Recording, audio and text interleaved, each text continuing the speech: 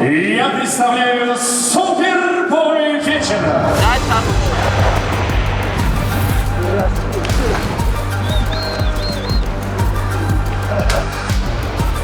Когда со слоном бой срывался.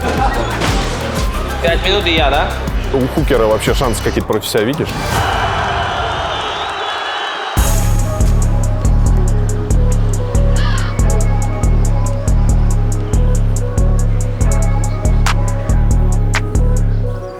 Таз тазу ближе.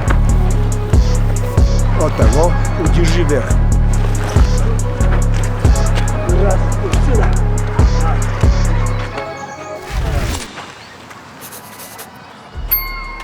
Привет. Как дела? Нормально, ты как? Все отлично, все отлично. Нормально, профессионал не тренируется же, зачем тебе это надо? Да я так, аккуратно на заряд. А ты сколько, ты 6 раз в неделю тренишь? Я... Почему 6? Ну, я не знаю, мне, 7 много как будто, а типа 6 как будто бы норм. Я наверное, где-то 12-14. Это 2 в день ты делаешь? 2 в день, иногда в 3 в день бывает. То есть Ну, утром типа, зарядка. Вот час зарядки, это как Да. тренировка, да, можно сказать, часовая зарядка. Можно ее посчитать за тренировку. И потом следующую тренировку, условно говоря, в 12 и вечерняя в 5:30.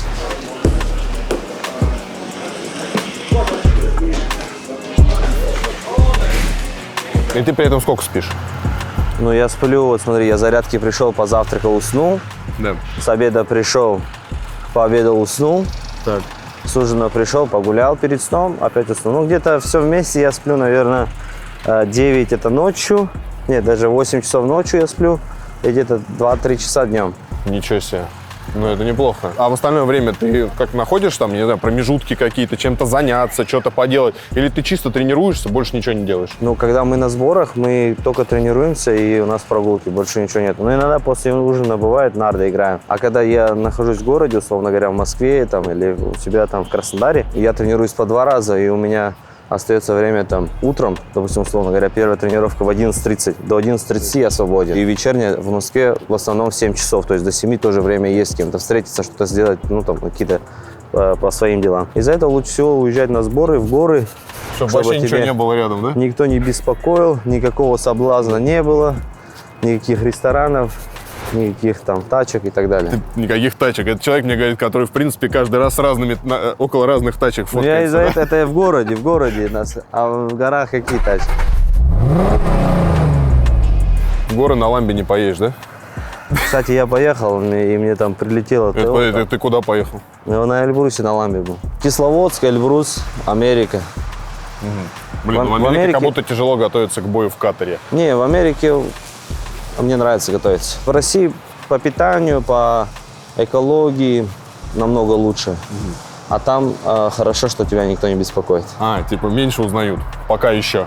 Нет, именно залы есть, профессиональные залы, которых пока что не хватает в России. И нет такого вечером, типа, Арман, поехали, там есть тема, там надо посидеть, там это, Да. нарды, там это. Ну, тоже, да. И всё, Нет, минус там день. тоже земляков много хватает, но я от них уехал. Глендейле. Я от них уехал на пару часов дальше от ЛА. А так, кстати, если к штабу вернуться, то и Хамзат теперь Чимаев в твоем штабе получается, ну, в команде. Да, если вот у меня сейчас будет подготовка, Хамзат приедет помогать мне. Условно говоря, он не то что как спарринг-партнер, а со стороны как секундант, там, подсказывать во время спарринга. У него очень большой опыт. Он хорошо разбирается в ММА. А вот вы 2 борца. У вас наверняка какой-то счет схваток есть, ну, допустим, там, тренировочных. Ну, плюс разный вес, я понимаю. Да. Хотя плюс-минус там 10 килограмм, наверное. Не, он не включается со мной, потому что в межсезонье он весит 100 килограмм. И он такой, надо поберечь парня. А у когда тебя сколько? он на пике, я вешу 82. То есть почти 20 килограмм разница, и у него очень большая антропометрия. Если бы был бы он короткий и большой, тогда легче. А так он он чисто очень... как осьминог тебя Да, съест. да, он там закрывает дарс, и все, ты там, я не знаю, почти выбраться невозможно Ну, оттуда. ты проверил, да, на себе, видимо? Я дарс проверял много раз, причем вот шея только отошла недавно от его дарсов. Ничего себе. Борьба – это номер 1 для ММА, для тела. Ты очень гибкий, от борьбы очень выносливый становишься. Мне нравится борьба. Я чувствую, что она помогает мне. А ты вот сейчас бы, если бы на чемпионате мира, допустим, по борьбе выступал, ты как думаешь, что-нибудь смог бы? Ну, надо подготовиться очень хорошо. Я думаю, полгода нужно оставить ММА, год даже, оставить ММА и просто переключиться на борьбу, можно что-то сделать.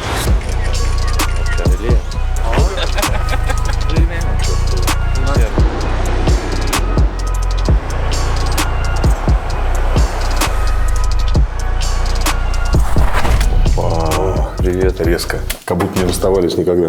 Друзья, эксклюзивная возможность побывать дома в одном из домов. Давайте так, сразу накидаем интриги. В одном из домов Армана Сарукяна по всему миру. Так, горький шоколад будешь тоже армянский? Обязательно. А ты сам готовишь вообще? Да. Или ты такой, ну, типа, куда-нибудь сходим, поужинаем? Не, я готовлю, когда я в Америке. Что готовишь? На завтрак я готовлю обычно, закидываю 2 тоста, Так. яичница, авокадо, сверху яичницу, и вот делаю такой полубутер и тост. И всё, и типа да, кофе. И кофе, и финики. 3 финика, 4 финика, и все, я готов тренироваться.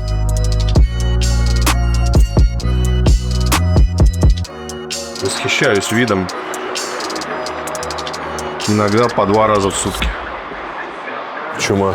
Вот здесь мы хотим сделать Мангальную зону. да, мангальную зону, Беседочка. там, беседку. Вид топовый, конечно, что говорить. Такая, знаешь, веранда по площади примерно как квартира. Ну. Ну да, вид нереальный.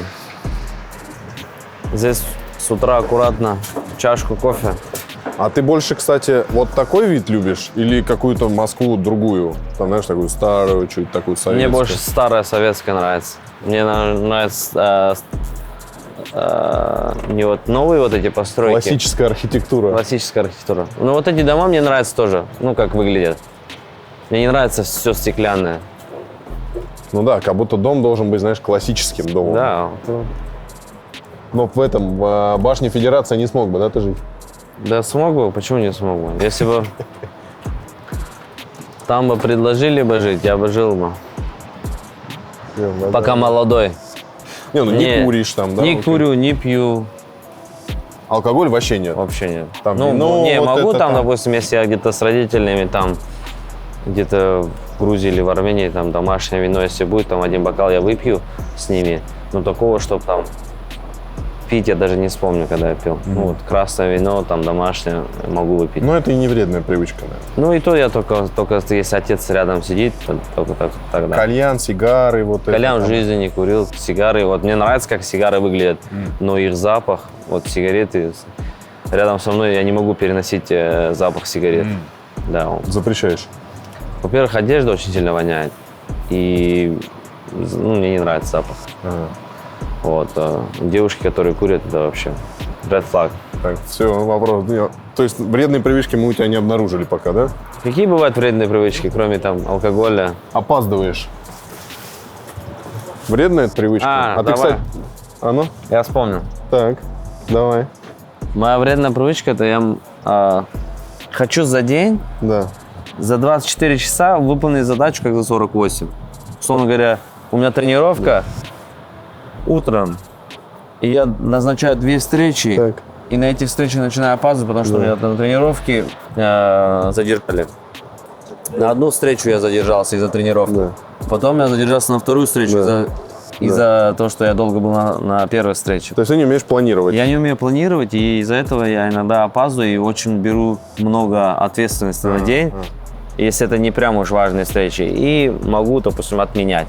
То Людей есть, условно подвести. говоря, подвести людей, но если это не серьезная встреча. Если это серьезная встреча, и там не мой друг, там деловая какая-то, конечно, как я могу опоздать? Как Гурам Амарян говорит, какой он идеальный. Даже типа такой, ну вот у меня такой минус, я беру слишком много на себя ответственности. Такой, о. А ты бывает, что ты на подготовке гоняешь, с пацанами в ресторан идешь, смотришь у них там, ну как уверенно, там бургер, там это. Ты как сидишь в это время там рядом? Спокойно. Уже привык. Отстраненный. Вот когда мне было там 19-20, думаю, зачем мне это все нужно? Может быть, мне это не мое, это весогонки и так далее. А потом вот так закалилось, а сейчас, условно говоря, когда у меня начинается кемп, все переключается в голове, и все, то есть ты отключил, ты знаешь, что тебе нельзя есть. И даже когда тебе диетолог говорит, ну, условно, он тебе дает там еду, я говорю, все, хватит, не, типа, больше, ешь больше. Разрешено. Да, разрешено. Я говорю, не, типа, а я боюсь, что, ну, не дай бог, там, не поправится и так далее. То есть у тебя кнопка. Да. Раньше, я говорю, вот когда мне было 19-20, я там смотрел картинки, там, а вот там после взвешивания я это съем, то съем. А сейчас я как-то выключил эту опцию, чтобы вообще, ну, не думал об этом. Ну, когда вот проходит взвешивание и я, ну, бои, я, конечно, начинаю есть. Иногда, ну, люди не понимают. Условно говоря, я ем хорошую еду, но много. Условно, там, баранина, да, каре или там хашламу. У меня друзья говорят... Даже. Ну, сегодня, допустим, вечером... А сегодня что у нас, хашлама или что? Ну, допустим, условно говоря, вот это я буду столько есть, столько, ну, ни один человек столько не съест. Ой, хорошо. Баранин жирный же. Да, какая разница, ты утром проснешься, и у тебя вес не наберется от этого. А, серьезно? То есть рекомендуют, жирное мясо тоже можно есть? Конечно, можно, если это вареное мясо. А, баранина вареная.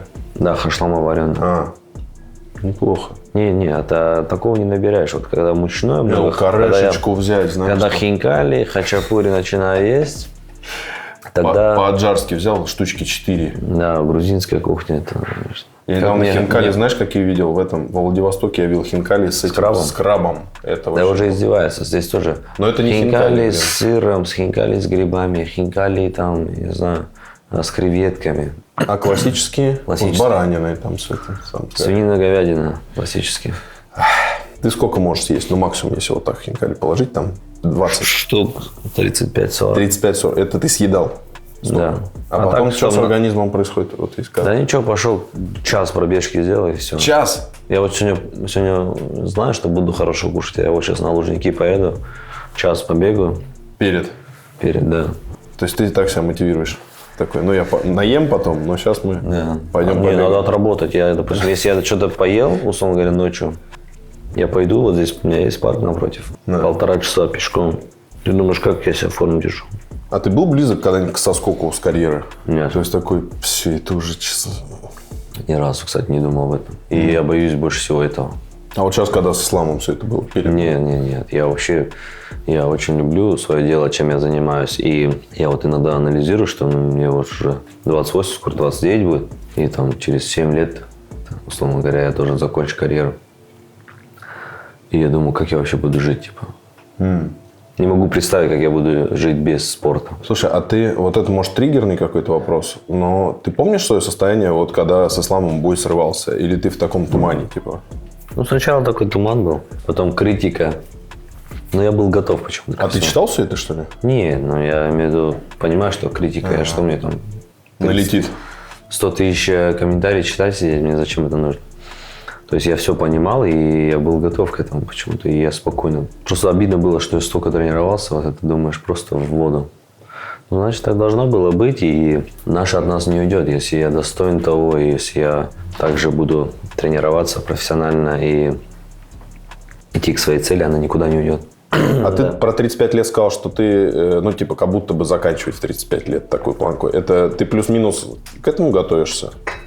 36, 37. Но пока как будто 28 лет это самый пик, как будто должен. Не, я думаю, что пик будет 31. С 31 до вот 34, и потом уже вот эти 2-3 года на своем старом багаже выезжать.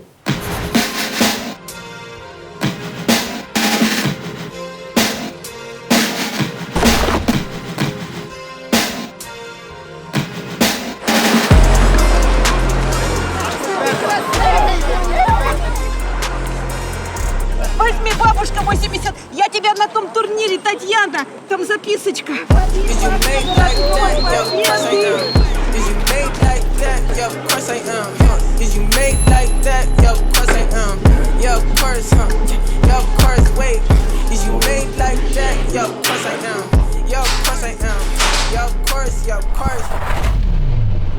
Это новые, да? Надо, но... Это мы. Что, ты выиграл? 1,5 миллиона ты ему кричал. Дай мне. Выиграл, да? А гран-при? Вторым? Это есть. Вольник, да? Всем 5 детям подарок от меня. Ай, солна. Недавно в телеграм-каналах, знаешь, натыкаюсь, типа, главная новость дня. Арман Сарукян не дрался, сколько, 517 дней. Да. Ты когда вот это прочитал, ты такой думаешь, блин, Ну, я это знаю, я же... Да я понимаю, что тебя в шок не бьет? То есть и 1,5 года ты не дерешься? Да нет, нормально. Я знаю, что можно наверстать упущенное и... Перетерпеть, ну, в смысле, в хорошем смысле. Да, перетерпеть, и наше хорошее время еще придет. Ну, UFC тебя не маринует, я надеюсь? Нет, нормально. Ну, вот я надеялся, что, может, Оливейра не травмируется, вес не сделает, и я подрался бы за титул. А ты, кстати, сколько получил вот за замену? Ну, наверняка это какие-то деньги неплохие. Нет, это не очень. То есть не сотни тысяч долларов? Нет. Так, Просто- чисто на ход ноги. Ну, вот кемп и весогонку отбило. Ну хоть Ну, 2 месяца, то, что я там жил в Америке. в ноль вышел. Даже минус чуть. Блин, обалдеть. Да, пока что в минусах, в долгах. Да не, какие у тебя долги? Ты же рассчитываешь. Я же Или ты армянин. не считаешь? Живу шире, чем могу, да? Вот это да. ты имеешь в виду. Слушай, а UFC, как ты думаешь, тебя простил? Ну, все, я почему говорю простил, да? Потому что все такие, блин, да UFC нагонит Нормана, он их подвел, там, то есть... Ну, допустим, у меня 11 боев UFC было, и там я ни разу не провалил ничего. И один раз провалить, я думаю, что ничего страшного от этого не будет. Так что я думаю, они простили меня. Слушай, но как будто бы Топурия скорее подерется, допустим, с Махачевым, если Махачев титул заберет в 77, чем подерется с тобой.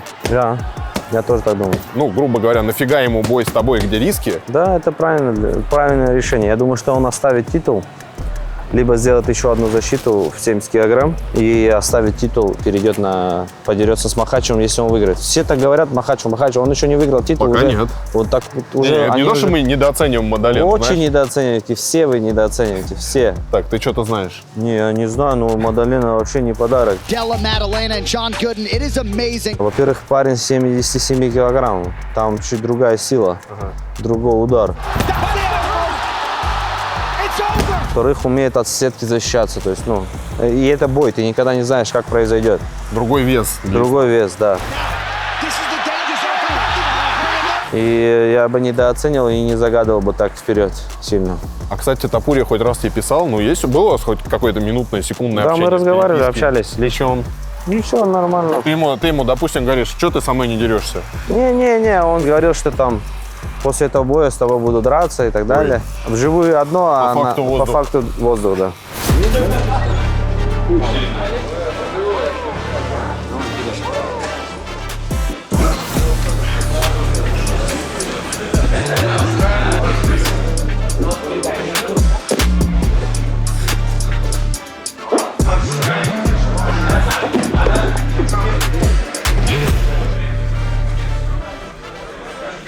У Хукера вообще шансы какие-то против себя видишь? Ну, я ни одного человека пока не видел, кто Но видит. есть шанс, что у него коленями он хорошо бьет. Если, допустим, неправильно пройду, может попасть где-то в лаки панч, да, условно говоря, никто не застрахован. Ну а так в целом, конечно, борьбой, прессингом я должен его забороть, удержать. Ну, все думали, что против Гамрата у него тоже шансов нет, а он выиграл его. Ты, кстати, зачем его клоуном назвал в интервью? Кого? Хукера.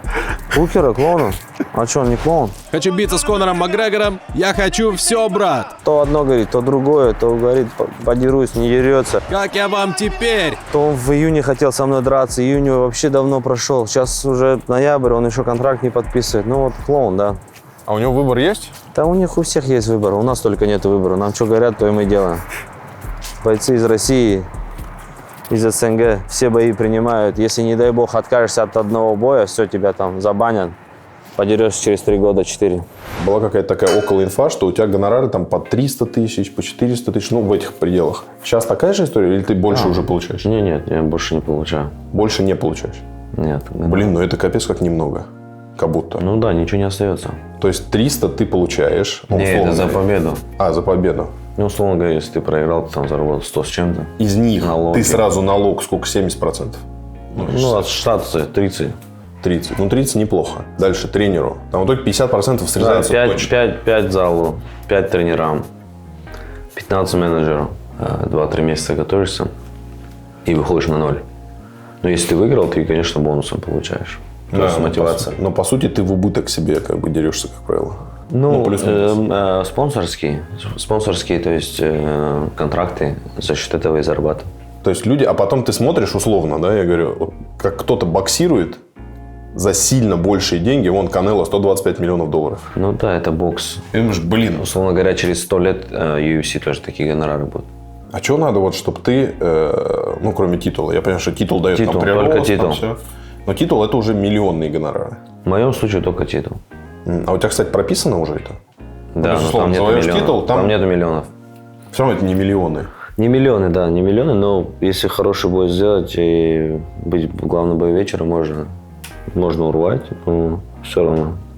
Не то, что хочется. Условно говоря, ты столько тренируешься, столько тратишь, хочется зарабатывать большие деньги, как баскетболисты, как футболисты американские. Но я думаю, что я просто на это не смотрю. Почему я сейчас мало зарабатываю? Я знаю, что я буду большие деньги зарабатывать, когда я стану чемпионом. А тебе родители не говорят там, например, ну, слушай, занимался бы другими делами, больше бы зарабатывал. Он стройкой бы занялся, как все приличные люди. Ну, я условно говорю. В начале карьеры, да, было там. В начале карьеры было, но сейчас нет. Так как уже далеко ушел, чтобы остановиться. Уже назад дороги нету, да? Да. А вклад вкладываешь? Крипто, там, акции? И смотришь ли вообще на это? Я вот пока что для себя вот купил квартиру, дом и строю. Пока не вкладываю никуда. То есть ты не прям такой человек, знаешь, у которого в каждой стране мира там недвижка, там где-то там. Не, ну я хочу, чтобы, акции. ну, условно говоря, в Краснодаре я какую-то недвижку покупаю минимальную, которую могу. Ну, цель покупать недвижимость в Москве. По-моему, самая крепкая валюта, да, хранить в Ну, недвижке. самое лучшее, вот на недвижке ты никогда не пропадешь. Мне вот друг сказал там лет 8 назад, что надо недвижку покупать. Мы покупаем. Самая крепкая. В России очень сильно растет всегда, условно говоря, ты покупаешь на фундаменте, когда она строится. Но пока ты не скопил, Да. чтобы столько недвижки купить. Вот в Москве вот сейчас скоро бой сделаем, 2 боя сделаем, потом в Москве купим. Титул возьмем. К психологу не ходишь? Не пользуешься? Нет. Вот, кстати, может, скоро начну. Просто довольно много спортсменов пользуются, я к этому. То есть, как будто бы это не то, чтобы прям там какой-то дикий тренд, но как бы... Не, ну у меня как бы с психикой все нормально. Мне даже настраиваться не надо. Там некоторые тренера пытаются меня взбодрить, там, настроить меня там. Но мне кажется, это, знаешь, не для Зарядить. этого, а для того, чтобы выговориться. То есть, типа, когда ты не хочешь с кем-то делиться там какой-то своей фигней, там, не знаю, что-нибудь у тебя происходит, какие-то мысли левые, ты такой, так, вот человек. Нет, слава богу, у меня все хорошо, и никаких у меня проблем в голове нету. Но если что-то пойдет не так в карьере и так далее, конечно, я обращусь. И если у меня какие-то проблемы в тренировочном плане будет, или я там перегораю, или там, конечно, я обращусь. А так у меня никаких проблем нету.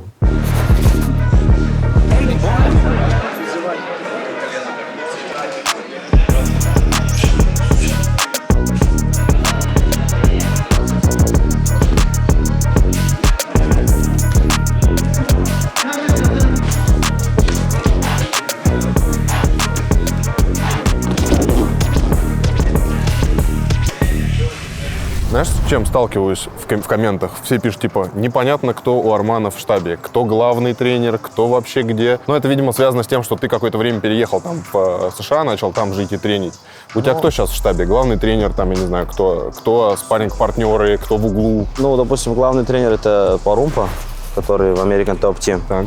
Он отвечает за План на бой. за план на бой и все остальное. Он контролирует и тренировочный процесс, кто должен, как должен выходить. То есть, условно говоря, он лидирующий, ведущий. А в России я сам собираю тренеров, условно говоря, там, по борьбе, по боксу. Спарринг-партнеров тоже плюс-минус я собираю под соперника.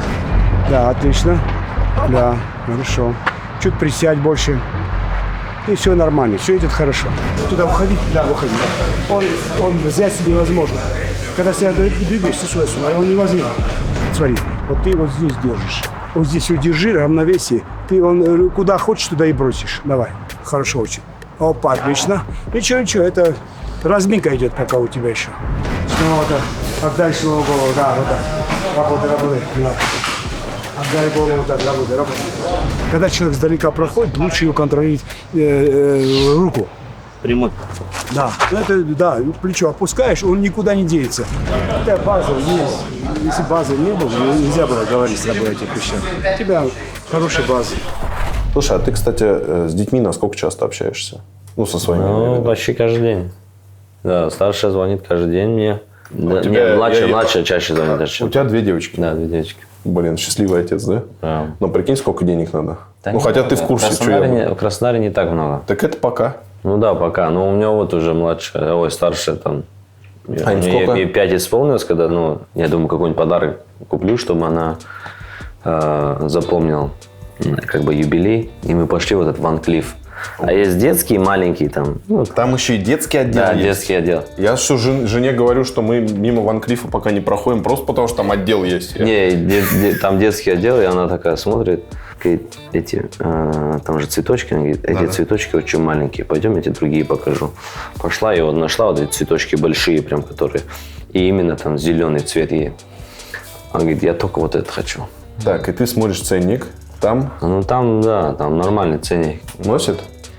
Нет, пока не носит. Пока опасно. Пока, да. По Краснодару в Ван Клиффе ходить пока, да? Ну, сильно баловать тоже нельзя детей. Но она же не знает, сколько он стоит, и что я же ее привел в этот магазин, чтобы выбрать. Балуешь? Ну, нет, пока нет, что их баловать, они как бы. Старшая уже понимает все, как бы. Разбирается, да? Где Разбирается, игрушки, да. где Ван Клиффы. Ну, условно, я когда там одежду одеваю, и она говорит, это какой с каким одеть. И иногда я бываю вот так одеваюсь, она мне спортивные дает, я говорю, нет, говорю, давай, я говорю, вот эти одену. Не разбираешься ты. У тебя нет такой лампочки, что такой, блин, не вижу, как дети растут? Ну, бывает, но я же понимаю, для чего это делал. Для будущего. Ну да. Если я дома буду сидеть, как они будут Ван Клиффы носить. Ну, очень редко, да, получается все вместе собраться. Потому что у меня отец там на заработках, я в Америке на заработках, семья в Краснодаре. Сейчас вот я планирую в Краснодар поехать, все соберемся вместе. Наконец-то. Да, а большой семьей мы давно не собирались. Вот когда свадьбы бывали, вот когда брат женился 4 года назад, вот тогда все собрались. Вообще все причем, скорее. Да. Ну а что делать? Будем на пенсии все вместе собираться. На берегу океана. Да. Не, надеюсь, на берегу Черного моря, Сочи. Океан. Не твоя тема, да? Моя, То есть нет моя такого, тема что ты... это Россия, Сочи, Москва. Прям ну так. и Ереван тоже недалеко. То есть нет такого, что ты утром бывает, ну, выходной бывает же один день в неделю в Лос-Анджелесе, ну, в Ньюпорте. То есть ты идешь такой на пляж, там, Я не кайфую, что-то да, полежать, да, там, да. серф, там, я не знаю. Да, но все равно не мое. Америка не мое. А в LA, кстати, узнают? Да, очень много. Ну, не в Глендейле, я имею в виду. Да, узнают, молодежь очень сильно узнает. Что говорят? Kill Илья. А, серьезно? Да. Они почему? Вообще не любят, да, не любят, не знаю. 5 минут и я, да?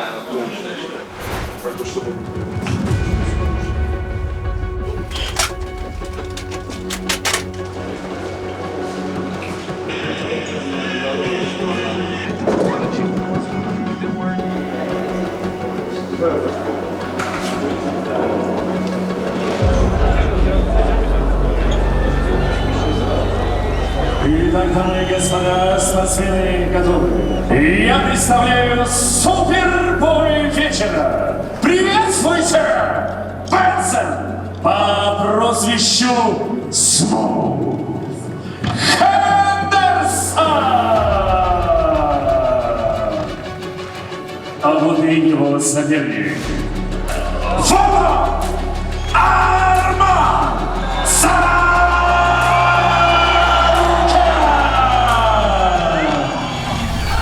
А на них, кстати, как ты думаешь, накладывает какую-то доп. Ответственность? То, что у них папа известный человек. Ну да, старшая понтуется, там ходит видео Серьезно? показывает, да. Она знает, ну, чем ты занимаешься? Да, конечно, она И знает. бои смотрит. Да, она в ТикТоке там постоянно смотрит мои эти ролики. Серьезно? Ну вот она видела ролик, где ты за курицей бежишь. А это не знаю еще. Не спрашивает, кто такой Тапурия, почему он так часто у тебя на видео? Тапурю нет, но вот про ислама спрашивают. А, серьезно? Да. Про ислама спрашивал, когда в Лос-Анджелесе, когда она была со мной. Там афиша была. И она увидела, и вот так говорит, опять этот дядя. Да, то есть она знает ислама. Не знаю, про Тапурю, может, знает, но еще ничего не говорила. Ну, бои они не прям, чтобы собирались, смотрели, знаешь. Ну, все себе. Не, ну вот младшая у меня будет толк из спорта. Вот. Да? Моя Так. генетика, да. Так, а есть сколько? Может быть. подожди? 3,5. 3,5 года. А ты как уже понимаешь, что... Я то есть на вижу гимнастику? по- там? Не, никуда не отдаю. А, пока нет. Да, вот, ну вот по ребенку видно, что она очень шустрая, может он прыгать, бегать, такая моим характером. Мечта есть, куда бы отдал? Мне кажется, Я, заранее. бы, я бы на теннис отдал, но я чувствую, что что-то боевое подойдет ей больше.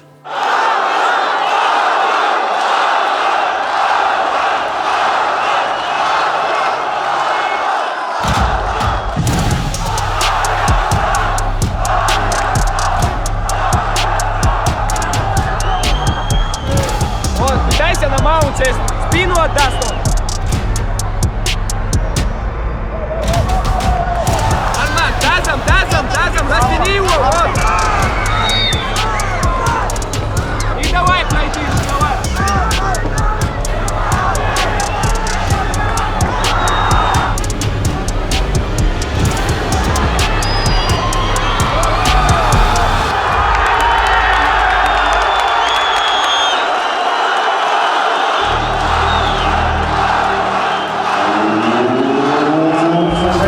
Дамы и господа, победу одержал